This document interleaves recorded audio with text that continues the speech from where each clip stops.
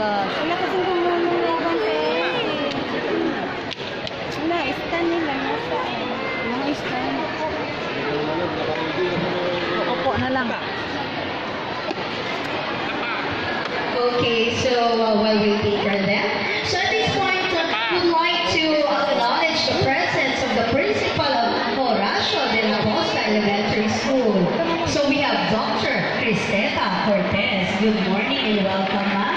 How about a big round of applause for ma'am? Ipakita natin energy natin. Okay, thank you very much and welcome once again, Ma'am Cristeta Cortez. Anong nawala? Ayun na! Ay, no. Di pa kalim. Preparedness niya na. Ito lang. Kasi wala ano gano'n. Nakikita yung ulo sa video.